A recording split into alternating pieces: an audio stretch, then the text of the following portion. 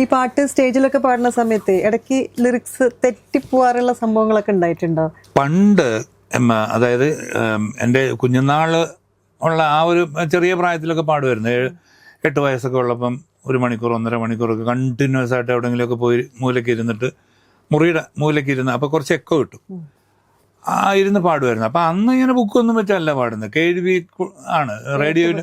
Radio കേട്ടിട്ട് അതുപോലെ കാണാതെ പഠിച്ചിട്ട് പാടുന്ന ഒരു ശീലമായിരുന്നു പണ്ടൊക്കെ.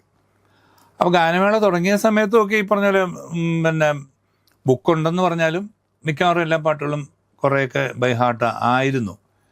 പക്ഷെ ഇപ്പോൾ കുറച്ച് നാളായിട്ട് ഈ പറഞ്ഞ പോലെ ബൈ ഹാർട്ടല്ല, എന്നാൽ പാട്ടിൻ്റെ ട്യൂണും കാര്യങ്ങളൊക്കെ ലിറിക്സ് കാണുമ്പം മനസ്സിലാവും. പക്ഷെ അക്ഷരങ്ങൾ ചിലപ്പം